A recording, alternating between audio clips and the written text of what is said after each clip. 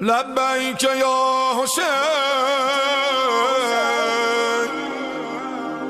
لبیک یا حسین،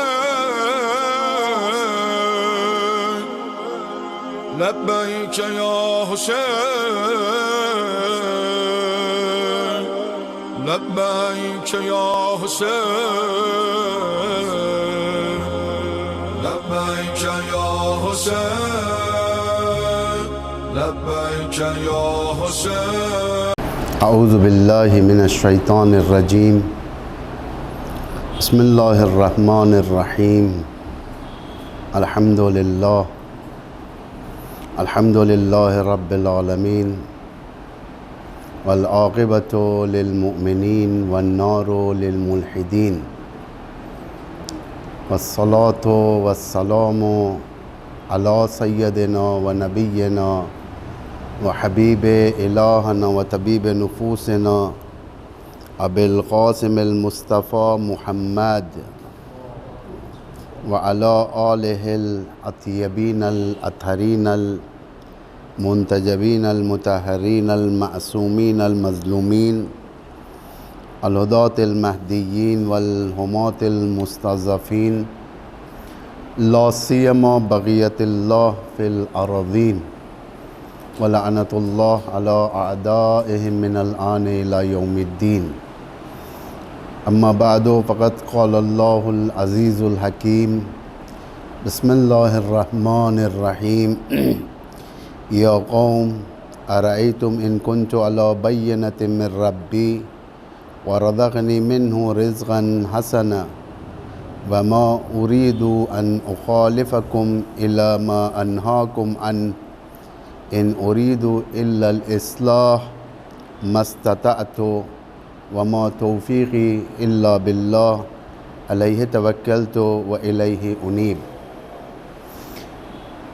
السلام علیک یا ابا عبداللہ وعلی الارواح التي حلت بفنائک، علیک منی سلام اللہ ابدا ما بغیت وبغی اللیل والنہار، ولا جعلہ اللہ علی آخر العہد منی لزیارتکم۔ السلام علی الحسین وعلی علی ابن الحسین وعلی اولاد الحسین وعلی اصحاب الحسین۔ ماہ عزا اور عزاداری، جسے ہر آزاد انسان کو انتظار رہتا ہے کہ یہ مہینہ آئے، اور اس جوش و ولولہ جو ابا عبداللہ الحسین کے لیے انسان خرچ کرتا ہے، اس کے ذریعے سے طاغوت زمان کو شکست دیں۔ ہم لوگ زیارتوں میں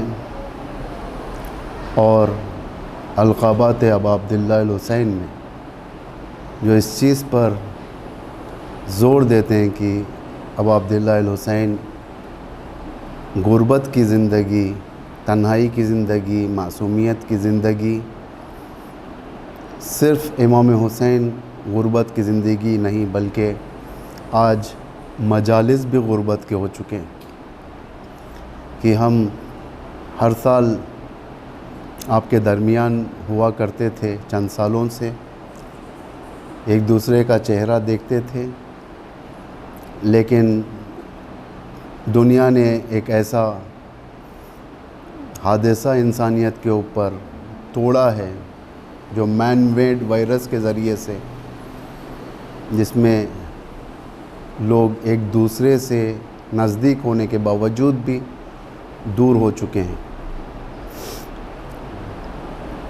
چاہے ڈیزاسٹرز آئے یا بیماریاں یا وبائیں، کوئی بھی قوت باطلہ یہ عزاداری کو روک نہیں سکتی، اور جب تک زمانہ ہے یہ عزاداریاں چلتی رہیں گی۔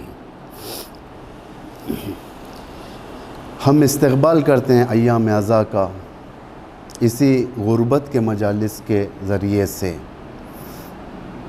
اور ہم اس عالم میں بھی جو فضائے مجازی کا دور ہے، جس میں ایک جگہ سے بیٹھ کر ہم چاہتے ہیں کہ مختلف جگہوں پر لوگوں تک آواز پہنچائیں، یہ آواز امت کو امام زمانہ کی طرف دعوت دینے کی آوازیں ہیں۔ یہ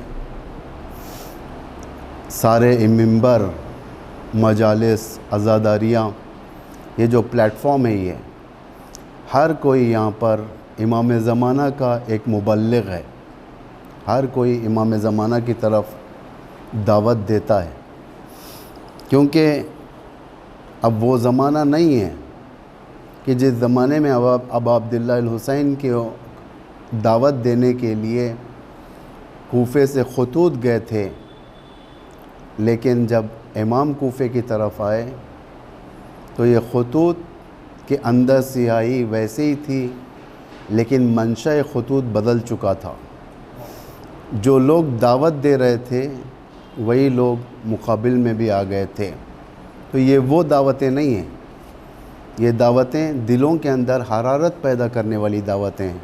یہ غم، یہ مجالس، یہ نوحہ خوانی، یہ مرثیہ خوانی، یہ رجز خوانیاں، یہ نعرے، یہ ساری کی ساری دلوں کے اندر حرارت پیدا کرنے والی ہیں۔ جب تک انسان کے دلوں کے اندر نور داخل نہیں ہوگا، یہ اسلام کی زندگی کا احساس نہیں کر سکتا۔ آج کا دور اگر ہم غور کریں گے تو آج کے زمانے میں لوگ باطل اور جھوٹے خداؤں سے خستہ ہو چکے ہیں، تھک چکے ہیں، بیزار ہو چکے ہیں۔ انسان خود ساختہ خداؤں کو، یعنی جو اپنے ہاتھوں سے بناتا ہے خداؤں کو، انہی خداؤں سے نا امید ہو چکا ہے۔ یعنی کون سے خدا ہیں یہ؟ خود پرستی کے خدا، دولت پرستی کا خدا، شہوت پرستی کا خدا، مقام پرستی و منصب پرستی کے، یہ جو خدا جو انسان نے بنایا تھا تاکہ چین حاصل کریں، خود پرستی، ستائش کے ذریعے سے، تعریفات کے ذریعے سے، دولت پرستی، انسان کے ظن و گمان میں یہ تھا، وہم میں تھا کہ ہم جتنی دولت زیادہ رکھیں گے اتنا ہی آسائش کی زندگی جی سکتے ہیں۔ شہوت پرستی یعنی خواہشات نفسانی کو فوراً غلط راستوں سے یا کوئی اور راستوں سے انجام دینا۔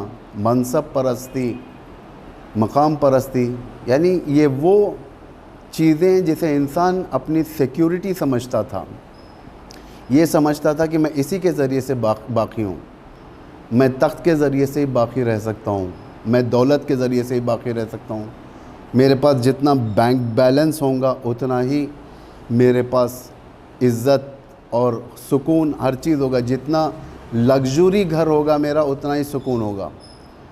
ہر چیز حاصل کیا انسان، صرف ایک چیز حاصل نہیں کہ وہ ہے سکون۔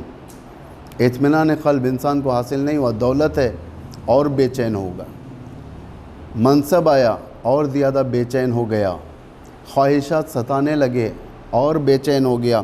انسان ہے یہ، جس چیز کو ڈھونڈتا ہے انسان چاہتا ہے کہ صحیح ہدف کی طرف پہنچے، لیکن وسیلے غرض قرار دیتا ہے، ورنہ چاہتا تو انسان سکون ہے، چاہے وہ مسلمان ہو چاہے وہ غیر مسلمان ہو، ہر کوئی سکون چاہتے ہیں۔ کون نہیں چاہتا سکون اپنے گھر کے اندر؟ کیا ہندو نہیں چاہتے؟ کیا کرسچن نہیں چاہتے؟ کیا یہود نہیں چاہتے؟ ایک سکون و اطمینان کی زندگی سب چاہتے ہیں، لیکن کہاں سے ملے گا؟ انہیں معلوم ہے کہ یہ سکون اللہ کی طرف سے ہی حاصل ہونے والا ہے، لیکن اللہ تک کے پہنچنے کے راستے ان کے پاس نہیں ہیں، اس لیے کہ جو بت انہوں نے اپنے ہاتھوں سے تراشے ہیں، جو بت انہوں نے اپنے ہاتھوں سے بنائے ہیں، وہ بتوں نے انہیں اپنے ہی طرف سٹاپ کر لیا ہے، یعنی وہیں پر ان کا ڈیڈ اینڈ ہو چکا ہے۔ اس سے فراتر انہیں کوئی زندگی نظر نہیں آتی ہے۔ جانتے ہیں کہ یہ بت جو میں نے اپنے ہاتھوں سے بنایا ہے یہ خود مجھے تقویت نہیں دے سکتے، میری زندگی کے گارنٹی نہیں ہے، میری زندگی کے ضامن نہیں ہیں، لیکن نہیں، ہر چیز انسان خریدتا ہے انہی دولت کے ذریعے سے، لیکن ہر بازار میں سفر کرتا ہے انسان، ہر مال میں جاتا ہے، ہر چیز اسے نصیب ہوتی ہے، لیکن سکون بیچنے والا کوئی نہیں ہے اور نہ اسے اطمینان دینے والا کوئی ہے۔ یہ چیزیں مخفوض ہیں۔ وفا کسی مال میں نہیں ملتا، غیرت کسی بازار میں ہول سیل میں نہیں مل رہا ہے، خودداری یہ بازاروں کی میراث نہیں ہے۔ جو انسان ان چیزوں کو تلاش کرنا چاہتا ہے یہ چیزیں اسے ملتی نہیں ہیں، اور جو چیزیں یہ نہیں مانگنا چاہتا ہے وہ چیزیں اسے فراہم ہونے لگتی ہیں، دنیا اسے دے رہی ہے تاکہ تم اسی وائرس کے اندر زندگی کرو اور تم اللہ کے راستے پر نہ جاؤ۔ آج کے لوگوں کے حالات کی طرف آپ نگاہ کریں، آج کے لوگوں کے کیا حالات ہیں، آج کی ہیومینٹی کس موڑ کے اوپر جا رہی ہے۔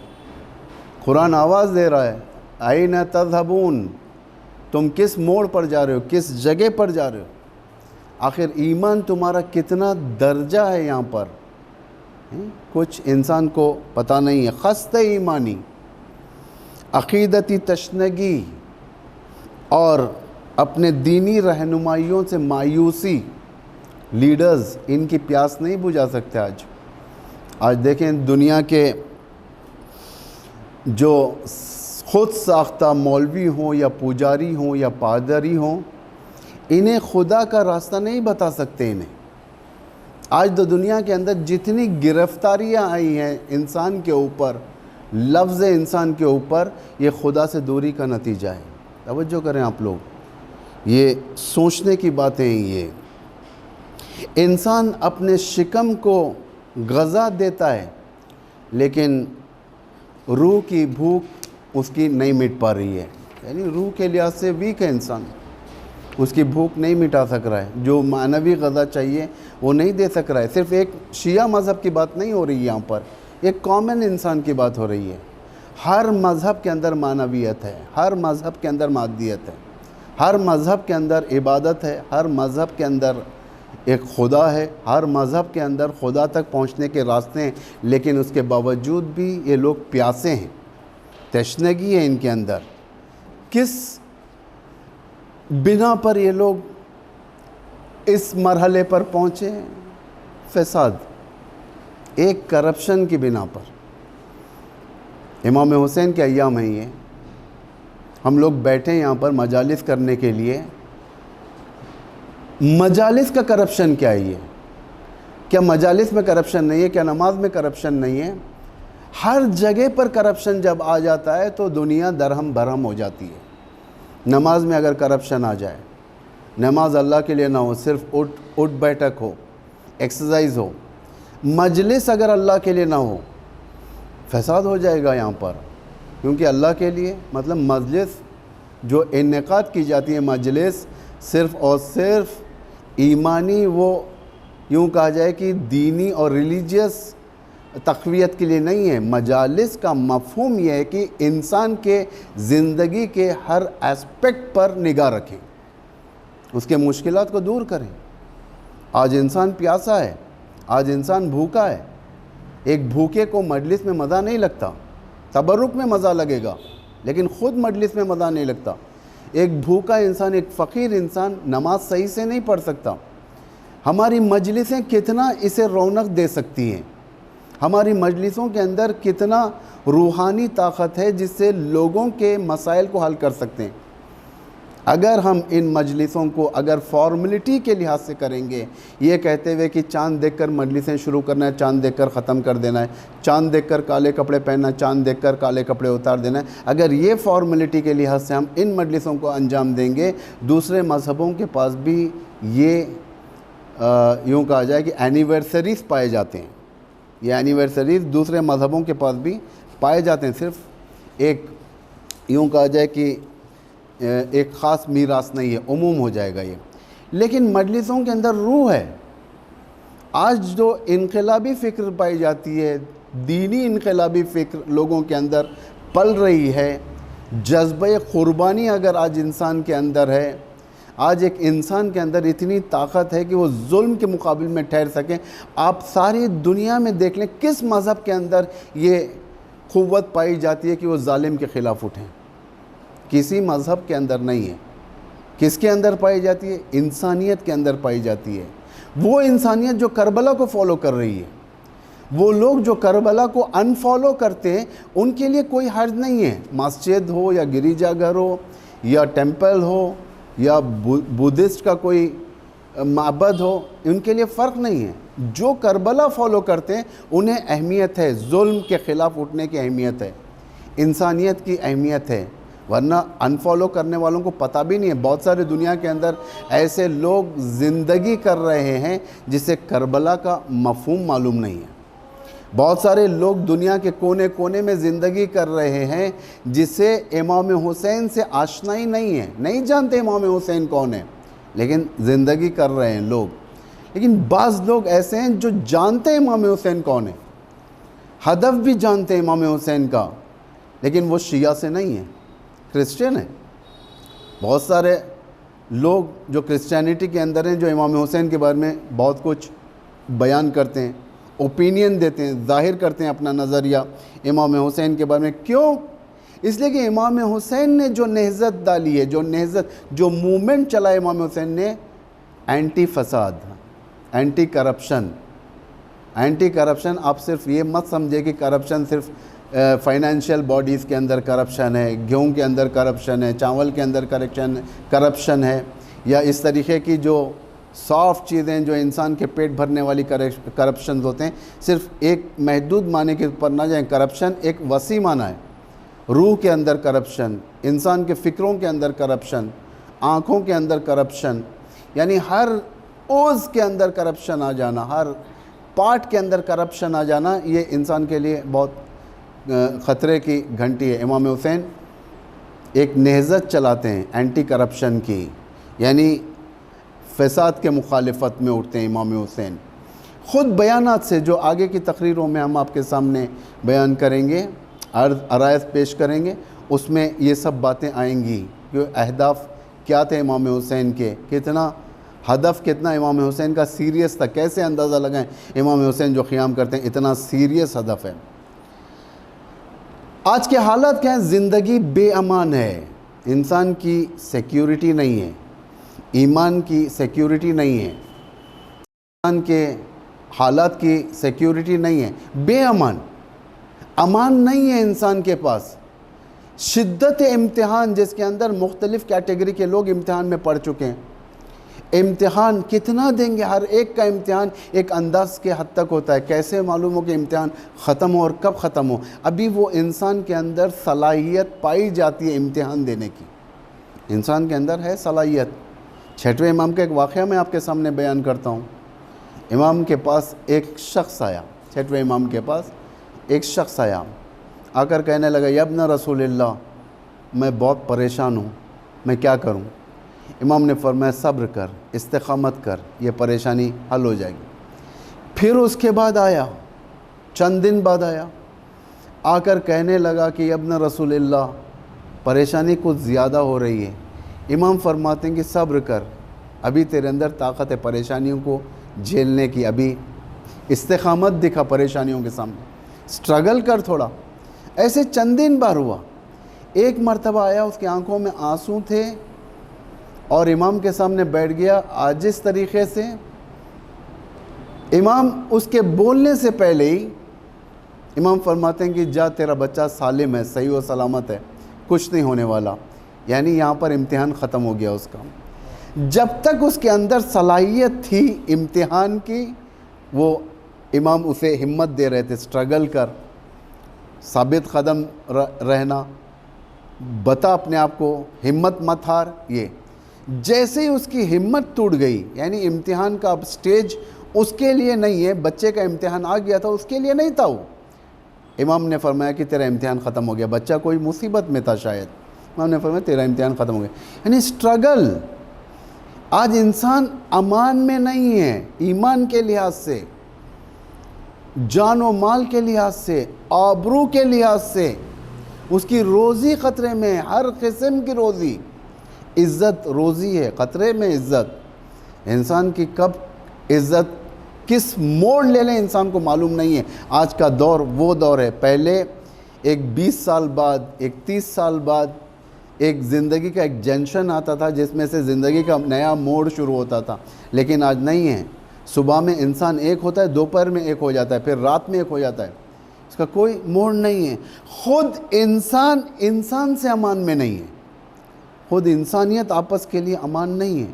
اتنا سخت دور اس انسان پر آ چکا ہے جہاں پر رہنما تمہارے بیگانے، ہدایت کرنے والے بیگانے ہیں، بادشاہ بیگانے ہیں، حاکم بیگانے ہیں، اور سارے بڑے بڑے امیر تاجر بیگانے ہیں، کوئی انسان کا ہمدرد نہیں ہے۔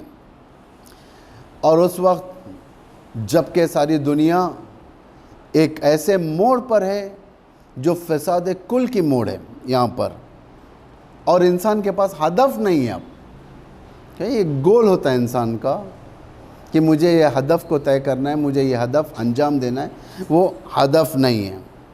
زندگی کا اگر کوئی ہدف نہ ہو، زندگی کے اندر پلاننگ نہ ہو، پھر وہ زندگی بیکار ہے، بے ہدف۔ جانوروں کی زندگی کا ہدف نہیں ہوتا۔ جانوروں کے اندر خدا دادی جو خصوصیات ہیں، مثلا موومنٹ کے، ایک جگہ سے دوسری جگہ جانا، گروتھ جن کے اندر جانور بڑا ہوتا ہے، یہ سب گروتھس ہیں، لیکن صرف جانور کے اندر عقل نہیں ہے، انسان کے اندر عقل ہے۔ موومنٹ کے ساتھ اور گروتھ کے ساتھ انسان عقل بھی رکھتا ہے۔ اگر ان چیزوں کے باوجود عقل استعمال نہ کرے، قرآن کہہ رہا ہے بل ہم اضل، یعنی جانور سے بھی بدتر ہے، جانور سے بھی بدتر۔ اب یہ راستہ ڈھونڈے گا کہاں انسان؟ کیسے معنویات کو حاصل کرے گا؟ کیسے خدا کے راستے پر آ کر اپنی معنوی اور مادی دونوں زندگیوں کو برابر کرے گا؟ ضروری ہے کہ انسان اگر صرف نمازوں میں رہ جائے، نمازیں جب تک اس کے مادی زندگی اثر نہ کریں، اچھی نہ ہو جائیں، نماز معنوی زندگی کوئی فائدہ دینے والی نہیں ہے۔ آپ لاکھ یا رازق ہو کہیں، آپ لاکھ ورد کریں، آپ لاکھ آیتیں پڑھیں کہ میں یہ آیت اتنی بار پڑھوں گا تو میری روزی کھل جائے گی، نہیں کھلتی۔ خدا کا ایک دستور ہے، معنویات سپورٹ کرتے ہیں مادیات کو، تاکہ تم ایک خدائی راستے سے اپنے گول تک پہنچ سکو۔ انسان کیسے پہنچے وہاں پر؟ بہت ساری آیتیں جو میں آپ کے سامنے ابھی پڑھ کے سناؤں گا۔ توبہ کرنا چاہتا ہے انسان، خدا کا راستہ چاہتا ہے، لیکن اس کے پاس صحیح گائیڈ نہیں ہے، صحیح گائیڈ نہیں ہے۔ اس لیے کہ جو اصل گائیڈز ہیں، جسے رہنما کہے جاتے ہیں، یا وہ خود فاسد ہیں یا وہ خود معاشی زندگی میں گرفتار ہے۔ انسان جب تک اس کا معاش صحیح نہ ہو، انسان توبے کے راستے کہاں سے بتائے گا؟ جب تک ایک رہنما صحیح راستے پر نہ ہو، جب تک ایک رہنما، ایک گائیڈ، ایک عالم، ایک پوجاری، ایک فادر، جب تک یہ لوگ، ان کا کنیکشن اللہ کے ساتھ اچھا نہ ہو، تو یہ لوگ دوسروں کو کیا اللہ کی طرف لے جائیں گے؟ نہیں لے کر جاتے، یہ لوگ نہیں لے جا سکتے، ان کے پاس دوسرا چارہ کار نہیں ہے۔ اس لیے سب سے بڑی چیز جو ہے اللہ تک پہنچنے کے لیے وہ ہے استغفار، توبہ، یعنی اپنے گناہوں سے پشیمانی، تاکہ ہم لوٹیں اپنے رب کی طرف، اپنے رب کی طرف پہنچیں، اس کے ایڈریس کو ڈھونڈتے ہوئے جائیں، اللہ کو ڈھونڈتے ہوئے جائیں۔ کہاں سے گئے؟ خداوند متعال قرآن میں کتنا اتمام حجت کیا ہے۔ خود خدا نے جو انا ارسلنا کہا ہے، انا ارسلنا، ہم نے فلاں فلاں فلاں کو رسول بنا کر بھیجا، بہت ساری جگہوں پر ہے۔ ہم نے شعیب کو رسول بنا کر بھیجا، ہم نے ہود کو ان کے قوم کی طرف بھیجا، ہم نے فلاں کو قوم کی طرف بھیجا۔ کیوں بھیجا؟ کیا صرف پنجگانہ نماز کی تعلیم دینے کے لیے کہ آپ 5 وقت کی نماز پڑھیں، 1 مہینے کا روزہ رکھیں، اور اس کے بعد آپ یہ کام کریں، آپ کامیاب ہو جائیں؟ کیا اس لیے بھیجا صرف اللہ نے؟ اس لیے نہیں، اللہ ان کے اندر سے کرپشن کو ہٹانا چاہتا ہے۔ آپ سورہ ہود کی یہی وہ آیتیں جسے میں آپ کے سامنے بیان عنوان کلام قرار دیا ہے، قال یا قوم ارأیتم ان کنتم علی بینۃ، یعنی جو آیتیں جو سورہ ہود کی، یہ حضرت شعیب سے ربط ہیں، شعیب اپنی قوم میں کیوں آئے؟ ایک تو توحید، یہ کامن سبجیکٹ ہے ہر نبی کا، لیکن سیکنڈری جو ہوتا ہے وہ ان کے معاشی حالت درست کرنے کے لیے، ان کی اکانومی صحیح کرنے کے لیے، ان کے اقتصاد صحیح کرنے کے لیے۔ اسی لیے خدا نے ہر نبی کو ان کے پاس بھیجا ہے تاکہ یہ لوگوں کو صحیح کریں، کریکٹ کریں، انہیں بالکل راستہ بتائیں۔ لیکن یہ انا ارسلنا جو خدا کہتا ہے اسے پبلسٹی نہیں ملی، یعنی ہر پروڈکٹ کو جب بیچا جاتا ہے پبلسٹی ہوتی ہے۔ آپ دیکھیں آپ کے پاس آج کے دور میں فضائے مجازی کا دور یعنی ٹیکنالوجی کا دور ہے، میڈیا کا دور ہے، اس کے اندر اگر ایک ڈاکٹر بھی کسی دوا کو لوگوں کے سامنے دینا چاہتا ہے تو ایک 5 منٹ کی کلپ نکالتا ہے، کہتا ہے اگر آپ یہ دوا کھاؤ گے تو آپ کے لیے یہ فائدہ ہے، اگر کھاؤ گے تو یہ مشکلات سے آپ حل ہو سکتے ہو، یعنی ہر چیز کا۔ لیکن قرآن کا ایڈورٹائز نہیں ہوا۔ قرآن وسیع ہونے کے باوجود، ہر گھر میں ہونے کے باوجود، قرآن کا ایڈورٹائزمنٹ ٹی وی جیسا نہیں ہوا، کمپیوٹر جیسا نہیں ہوا، سائٹس جیسا نہیں ہوا، قرآن کا ایسا ایڈورٹائز نہیں ہوا۔ قرآن محدود ہو گئی، محجورہ جسے خدا کہتا ہے، محجورہ یعنی اگنور، جسے اگنور کر دیا جائے۔ قرآن کا عالم یہ ہے، محجور ہو چکی ہے لوگوں کی طرف۔ کیوں؟ اسے جیسا پیش کرنا چاہیے تھا ویسا نہیں پیش کیا قرآن کو۔ خدا نے بہت بولا تمہاری اکانومی صحیح کروں گا، تمہارے عقیدے صحیح کروں گا، تمہارا رابطہ صحیح کروں گا میرے ساتھ، لیکن محجور رہا قرآن، اس لیے کہ اسے ایڈورٹائز کرنے والا نہیں تھا۔ کیا خدا صرف معنوی زندگی کی طرف دعوت ہے؟ مادیات بھی ہیں۔ اب دیکھیں سورہ نوح کی آیتیں، چند آیتیں میں آپ کے سامنے بیان کروں۔ حضرت نوح کے حالات سے جو ربط ہیں، سورہ نوح کی آیتیں، تیسری آیت، ان اعبدوا اللہ واتقوہ واطیعون۔ خدا دیکھیں کس طریقے سے یہاں پر اللہ کے بندوں کی اصلاح کے لیے کیسے پروگرامنگ کرتا ہے۔ ان اعبدوا اللہ، اللہ کی عبادت کرو، واتقوہ، اسے ڈرو، واطیعون، اور نبی کہتے ہیں کہ میری اطاعت کرو۔ فائدہ کیا ہوگا اس سے؟ اللہ کی عبادت کرنے سے کیا فائدہ ہوگا؟ اس سے خوف کھانے سے کیا فائدہ ہوگا؟ اسی سورہ میں، سورہ نوح میں 4 آیت میں ارشاد فرما رہا ہے یغفر لکم من ذنوبکم، تمہارے گناہوں کو اللہ معاف کر دے گا۔ سب سے بڑی چیز ہے یہ معنوی، یعنی گناہ معاف ہونا۔ اللہ اس وقت حاجت کو سنے گا جب ہمارے پہلے گناہ معاف ہوں۔ جب تک ہمارے گناہ معاف نہ ہو، اللہ ہماری عرضی کو کیسے لے سکتا ہے اپنی بارگاہ میں؟ کیونکہ وہ پاک ہے، منزہ ہے ہر عیب سے، تو عیب کو اپنے نزدیک آنے نہیں دے سکتا۔ یہ کامن فارمولہ ہی یہ خود اللہ کے نزدیک اور اہل البیت کے نزدیک۔ یہ لوگ ہمیں ایکسیپٹ نہیں کر سکتے جب تک ہمارے اندر کے عیب حتی الامکان کم نہ ہو جائیں، کیونکہ اہل البیت بھی یہی ہے، انما یرید اللہ لیذھب عنکم الرجس اہل البیت ویطہرکم تطہیرا، یعنی اللہ کا ارادہ ہے اہل البیت کے بارے میں۔ کیا ارادہ ہے؟ کہ ویسے ہی پاک رکھیں جس طریقے سے پاک رکھنے کا حق ہے۔ تو کیسے ہو سکتا ہے کہ ایک عیبدار وہاں پر پہنچ جائیں؟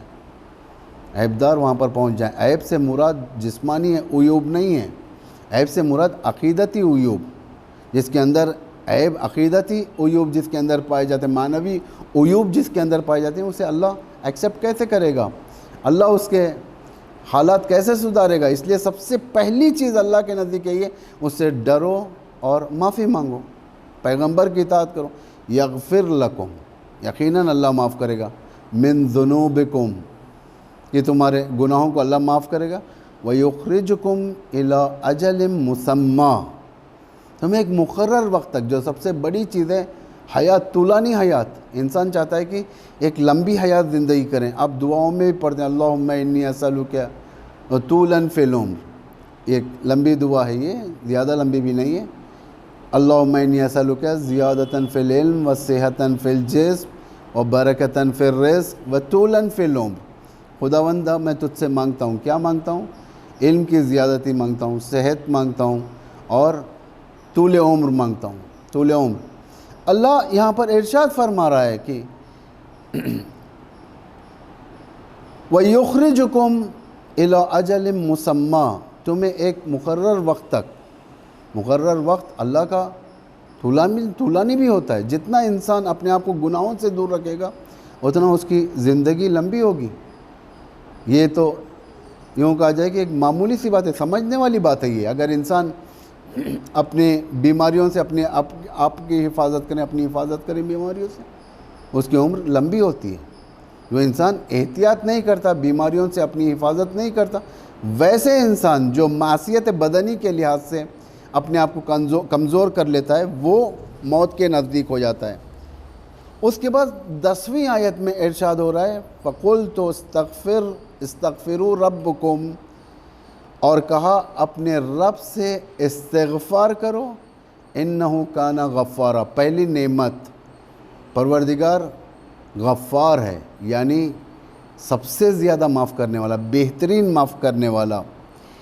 یُرْسِلِ السَّمَاءَ عَلَيْكُمْ مِدْرَارًا، دوسرا چیز، آج قحط ہے ہر جگہ پر، مشکلات ہیں، پانی کے مشکلات، کہاں نہیں ہیں پانی کے مشکلات؟ آج جنگل جل رہے ہیں، ٹرکی میں جنگل جل رہا ہے، امریکہ کے اندر جنگل جل رہے ہیں، آگ آ رہی ہے شہروں کی طرف، گاؤں کو نابود کر دے رہی ہے، پانی زمین کے اندر سوکھ رہے ہیں، سمندر ہونے کے باوجود بھی استفادے کا قابل نہیں ہے، ہر جگہ پر پانی کی پرابلم پیدا ہو رہی ہے، جو ایک مہم ترین خدائی نعمت میں سے ایک پانی ہے۔ خداوند متعال کہہ رہا ہے کہ میں اس کو حل کروں گا، یعنی آسمان سے پانی برسنا، آسمان سے پانی کب برسنا رک جاتا ہے؟ اس وقت جب انسان کے ناملائم حالات آسمان کی طرف جاتے ہیں، اس لیے کہ خیر آنے کے لیے یہاں سے خیر بھی جانا پڑتا ہے۔ اگر یہاں سے شر صرف جائے اور وہاں سے خیر آئے، یہ ایک حد تک کام کر سکتا ہے لیکن بعد میں نہیں کر سکتا۔ اس کے بعد فرما رہا ہے پروردگار وَيُمْدِدْكُمْ بِأَمْوَالٍ وَبَنِينَ، اموال اور اولاد کے ذریعے سے تمہاری مدد کرے گا۔ انسان کو چاہیے دو چیزیں، ایک اموال، دوسرے اولاد، یعنی یہ دو چیزیں سرمایہ ہے انسان کی زندگی کا۔ قرآن کہہ رہا ہے تمہارے اموال اور تمہارے اولاد تمہارے لیے فتنے کا باعث ہے، یعنی آزمائش کا باعث ہے، کہ خدا کہہ رہا ہے کہ میں ان کی اصلاح کروں گا، یعنی دوں گا۔ انسان یہی چاہتا ہے کہ اپنی زندگی اچھی ہو، وہ بھی اچھائی زندگی کی خدا کے راہ میں، خدا کے راہ میں۔ وَيَجْعَلْ لَكُمْ جَنَّاتٍ، اور تمہارے لیے باغات، وَيَجْعَلْ لَكُمْ أَنْهَارًا، اور تمہارے لیے نہریں قرار دوں گا۔ اتنا یہ مادی فائدے ہیں، اولاد، اموال، جنات یعنی باغات، نہریں، یہ سب مادی فائدے۔ معنوی فائدہ یہ ہے کہ اللہ سب سے زیادہ معاف کرے گا۔ مَا لَكُمْ لَا تَرْجُونَ لِلَّهِ وِقَارًا، آخر تمہیں کیا ہو گیا ہے؟ تم خدا کی عظمت کا خیال نہیں کرتے۔ یہاں پر اصل خدا ہماری ضمیروں کو جھنجھوڑ رہا ہے، اس کی عظمت فراموش ہو جائے، حقیقت بندگی ختم ہو جائے، حقیقت انسانیت ختم ہو جائے، فساد معاشرے میں عام ہو جائے، قرآن محجور ہو جائے اور ارزش انسانی ختم ہو جائے، تو وہاں پر قیام ابا عبداللہ ہوتا ہے۔ قیام ابا عبداللہ کوئی معمولی قیام نہیں ہے۔ ویلیو جانیں اس قیام کی، کہ یہ قیام کی ویلیو ہمارے نزدیک کتنی ہے، کس کے ذریعے سے پہچانیں گے ہم اس ویلیو کو؟ خود امام کے حالات کے ذریعے سے، یعنی کربلا کے حالات کے ذریعے سے۔ ویلیو کتنا ہے اس قیام کا؟ اب دیکھیں ویلیو کتنا ہے۔ فرزند شہید ہوئے جس میں کڑیل جوان اور شیرخوار، بھانجے، بھتیجے، عزیز، اقارب، عباس جیسا بھائی جس کے اندر شہید ہو جائے، وہ کربلا کی ویلیو کتنی ہوگی؟ ویلیو کے مطابق قربانی ہوتی ہے۔ یعنی اسلام کتنے مشکل میں تھا، کتنا یزید کا فساد اس اسلام کے اوپر آ چکا تھا، جسے امام حسین سارے خاندان کو رائے خدا میں قربان کر دیتے ہیں۔ یہ سوچنے کی بات ہے، اسے ہم کیسے اندازہ لگائیں؟ امام حسین کے کلام سے اندازہ، دو چیزوں سے اندازہ لگ سکتا ہے۔ کربلا کا قیام ہدف، امام حسین کا جو ہدف ہے، دو چیزوں سے ہی اندازہ لگ سکتا ہے۔ ایک، امام حسین کے بیانات، امام حسین جو بیان فرماتے ہیں مدینے سے لے کر کربلا تک، اسے یہ ایک ہدف معلوم ہوتا ہے امام کا۔ دو، زیارت ناموں سے، زیارت عاشورہ، زیارت وارثہ، اس میں ہدف ہے، امام کا ہدف ہے۔ زیارت وارثہ یقیناً برکت کے لیے پڑھیں، لیکن ہدف جانیں، ہدف جاننے میں برکت ہے۔ اگر انسان اپنی اولاد کی بہبودگی کے لیے زیارت پڑھے گا، سوچنے کی بات ہے، بہت سارے لوگ پڑھتے ہیں، زیارت عاشورہ کا چلہ رکھتے ہیں لوگ، زیارت وارثہ کا چلہ رکھتے ہیں کہ یہ اگر میں یہ کام کے لیے میں 40 دن تک زیارت پڑھوں گا یا پڑھوں گی، لیکن جب انسان بچے کی بھلائی کے لیے ایک چلہ رکھتا ہے زیارت کی، اب زیارت کی جب معرفت حاصل کر لے گا، بچے کو اس زیارت کے لیے قربان کر دے گا، بچے کو اس زیارت کے لیے قربان کر دے گا۔ یعنی معرفت ان دو چیزوں کے لیے، ان دو چیزوں کے ذریعے سے اب عبداللہ کی معرفت حاصل کر، ایک قیام کا ہدف بیانات کے ذریعے سے جو امام نے بیانات فرمائے، دو زیارت کے ذریعے سے ورنہ میں نہیں معلوم ہو سکتا کہ کتنا گہرا ہدف تھا امام حسین کا۔ آج 1400 سال کے بعد عزاداری پھیکی نہیں بلکہ پررنگ ہوتی جا رہی ہے، پررنگ ہوتی جا رہی ہے، یعنی عزاداری کے اندر رنگ پیدا ہو رہا ہے۔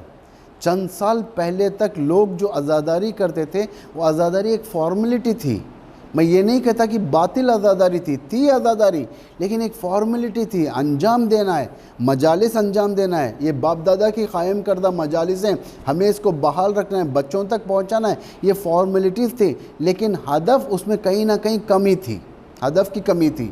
لیکن آج 21 سینچری کے اندر جو عزاداریاں ہوتی ہیں، یہ عزاداریاں ہر زمانے سے فرق ہے۔ جتنا ظہور کے نزدیک یہ عزاداری پہنچیں گی، عزاداری پررنگ تر ہوگی، یعنی اس کے اندر جو روح پیدا ہوگی ان عزاداریوں کے اندر، اس دور کی عزاداری کی طرح ہوگی جو پہلی عزاداری حضرت زینب نے کیا تھا، اس عزاداریوں کے برابر ہو جائے گی۔ یعنی اتنا ایک سرکل کی طرح چلا تھا یہ عزاداری، پھر واپس اسی نقطے پر جا کر ضم ہو جائے گا۔ لیکن اس وقت امام زین العابدین تھے، اس وقت امام زمان ہوں گے۔ امام یعنی امام اس بار مرکز عزاداری بنیں گے۔ عزاداری یہ ہدف ہے عزاداری کا۔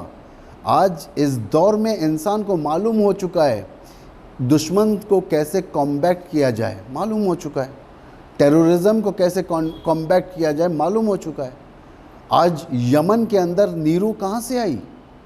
جو یمنی، جو سب سے زیادہ عرب میں سب سے زیادہ غریب ترین لوگ ہیں، یمن، پورے عربی ممالک کے اندر سب سے زیادہ غریب یمنی ہیں، لیکن ان کے اندر اتنی طاقت، کس کو شکست دینے کے لیے بیٹھے ہیں یہ لوگ؟ آج عرب کا سب سے امیر ترین ملک جو دنیا کا خلیفہ بننا چاہتا ہے، اسے شکست دینے بیٹھے ہیں۔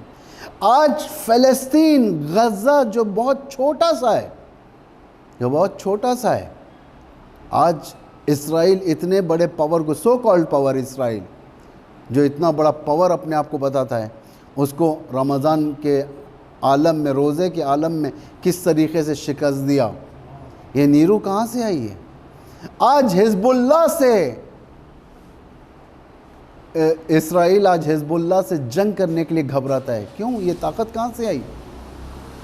بھائی اس کے پاس تو زیادہ اسلحے ہیں بہ نسبت لشکر اسلام کے، اس کے پاس زیادہ اسلحے، اسرائیل کے پاس دنیا کے اسلحے ہیں، لیکن یہاں اسلحوں کی جنگ نہیں ہے، یہاں عزم و ارادوں کی جنگ ہے۔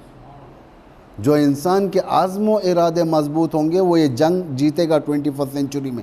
لاکھ امریکہ کے پاس ہزاروں کی تعداد میں نیوکلیئر ویپنز ہوں، نیوکلیئر ویپنز آج جیتنے والے نہیں ہیں، اس لیے کہ آج خون جیتے گا تلوار پر، آج شہید جیتے گا دشمن کے ٹینک کے سامنے۔ یہ آج کے دور کی طاقت یہ۔ حبیب ابن مظاہر جو کربلا میں جب عمر سعد کے لشکر کے سامنے جا کر ٹھہرتے ہیں، حبیب ابن مظاہر کہتے ہیں کہ عمر سعد تیرے پاس ہر چیز ہے، تیرے پاس بے حساب لشکر ہے، ہزاروں کا لشکر تھا، تیرے پاس جدید اسلحے ہیں، تیرے پاس ویپنز ہیں، تیرے پاس لوگ ہیں، تیرے پاس ہر چیز ہے، لیکن ابا عبداللہ کے پاس وفادار صحابی ہیں، ابا عبداللہ کے پاس وہ لوگ ہیں جس کے عزم وہ ارادے مصمم ہیں، انہوں نے عہد کیا ہے تو عہد نہیں توڑیں گے۔ یہ وہ دور ہے، یہ دور اسلحوں کا دور نہیں ہے، یہ دور عزم و ارادوں کا دور ہے۔ ساری دنیا مل کر بھی ایک رہبر کے تقریر کا جواب نہیں دے سکتی۔ کیوں؟ اس لیے کہ یہاں آئیڈیالوجی ہے، یہاں کربلا ہے، یہاں بقا ہے، یہاں حبیب ابن مظاہر کے ارادے ہیں، یہاں جون کی ہمت ہے، یہاں پر عابس کی شجاعت ہے، عباس کے بازو ہیں، یہاں علم عباس ہے، یہاں پر زینبی کردار ہیں، یہاں پر حسین کا صبر ہے، یہاں پر کربلا کے حلمن ناصر اور منصور کا رشتہ ہے۔ اور جو کریں آپ لوگ، یہ ہے کربلا، یہ ہے عاشورہ۔ آج ہم ایام اعزاء میں داخل ہو چکے ہیں، یہاں سے ہمارے حالات اصلاح ہونے کے حالات ہیں، ہمارے نفس کی اصلاح ہونے کے وقت ہے یہ، ہمارے ارادوں کی اصلاح کا وقت ہے یہ، ہمارے جذبات کی اصلاح کا وقت ہے یہ، کہ ہمیں آج مسلم ابن عقیل کو اگر سمجھنا ہے تو ان کے ارادے، ان کے عزم اور ان کے حالات سے سمجھیں۔ ان کے معمولی شہید نہیں ہے، یہ شہید مسلم ابن عقیل کربلا کی پہلی کڑی ہے، یہ امام حسین کا سفیر بن کر گیا تھا، اور امام حسین اس کی دعوت پر لوگوں کے حالات جاننے کے بعد مدینے سے مکے کی طرف، مکے سے کربلا کی طرف حرکت کر چکے ہیں، کوفہ پہنچنا چاہتے ہیں۔ اس دوران امت کا ایک بڑا امتحان کا وقت تھا۔ یہ کس لحاظ سے امتحان کا وقت تھا؟ امام کے جو اللہ جل کہا تھا، یہ کتنا استقبال کر سکتے ہیں۔ دوسرا امتحان یہ تھا امت کا، یہ کتنا وفاداری کر سکتی ہے اپنے امام کے ساتھ۔ تیسرا امتحان یہ تھا کہ یہ بھیجے ہوئے نمائندے کے ساتھ کس طریقے سے برتاؤ کر سکتے ہیں۔ لیکن امت اس امتحان میں ہار گئی کہ ایک نمائندہ، ایک سفیر جو حسین ابن علی کی طرف سے چلا تھا، اس کی حفاظت نہیں کر سکی۔ بلایا تھا، آ گئے، وعدہ کیا نصرت کا، بیعت لی، بیعت کیا، وعدے کیا ہم امام کا استقبال کریں گے، لیکن جب مسلم قیام کیا تو گلیاں سناٹا تھیں، کوئی مدد کرنے والا نہیں تھا، کوئی مسلم کے پاس پہنچنے والا نہیں تھا۔ اللہ اکبر!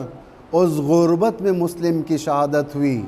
جو قوم مسلم کی حفاظت نہ کر سکی، وہ ابا عبداللہ الحسین کو کیا استقبال کرے گی؟ وہ ابا عبداللہ الحسین کا کیسے استقبال کرے گی؟ اس لیے کہ ان کے اندر تربیتی نظام کی ضرورت تھی، وہ تربیتی نظام ان کے اندر نہیں تھا۔ امام حسین چل پڑے تھے، راستے میں قاصد آیا، امام سے ملاقات ہوئی۔ امام اس قاصد کو لے کر ایک مقام پر پہنچتے ہیں، ایک تنہائی میں پہنچتے ہیں۔ بتاؤ کوفے کے کیا حالات ہیں؟ سر جھکا لیا اس قاصد نے۔ امام نے پوچھا کہ خبر دو، میں سن رہا ہوں۔ قاصد نے کہا، مولا و آقا، آپ کے سفیر مسلم کو غربت میں شہید کر دیا گیا، ابھی یہ قافلہ راستے میں تھا، امام حسین نے انا للہ و انا الیہ راجعون پڑھنا شروع کیا۔ کربلا اللہ اللہ، خیمے میں کوہرام بپا ہوا۔ مسلم کی ایک چھوٹی سی بچی تھی جو اس قافلے میں شامل تھی، نزدیک بلا کر سینے سے لگایا۔ اللہ ابتدائے کربلا یہ غمگین ہے کہ کیسا غم ہے اسیری اور یتیمی کا درس ہے۔ اب آگے چل کر دیکھنا ہے کہ یہ کربلا اور کیسے زخم دیتی ہے۔ یہ کربلا ہوگی جہاں پر اس زمین کو کرب و بلا کہا جائے گا، مصیبتوں کی زمین، گریہ وزاری کی زمین، خون بہنے والی زمین، لاشیں پائمال ہونے والی جگہ۔ اللہ اللہ، یہ وہ مقام ہوگا جہاں پر حسین ابن علی آواز لگائیں گے، حل من ناصر، کوئی ہے میری مدد کرنے والا، لیکن کوئی مدد کرنے نہیں پہنچے گا۔ جواب میں کبھی تیر پھینکے جائیں گے، کبھی تلواروں سے حملہ ہوگا، کبھی گھوڑے سے گرایا جائے گا۔ الا لعنت اللہ علی القوم الظالمین، سیعلم الذین ظلموا ای منقلب ینقلبون۔ بار الہ اسلام و مسلمین کی حمایت و نصرت فرما، جہاں جہاں پر بھی مومنین ہیں ان کی جان مال عزت آبرو کی حفاظت فرما۔ پروردگارہ جیوش الاسلام کی حمایت فرما، یمن کی حمایت فرما، فلسطین کی حمایت فرما۔ پروردگارہ افغانستان کے امور کی اصلاح فرما۔ پروردگارہ وہاں کے ہر شیعہ کی حفاظت فرما۔ خداوندہ علماء اعلام مراجع تقلید بالخصوص ولی امر مسلمین کو طول عمر عطا فرما۔ امام کے ظہور میں تعجیل فرما، ہم سب کو ان کے اعوان و انصار میں قرار فرما۔ ماتم حسین۔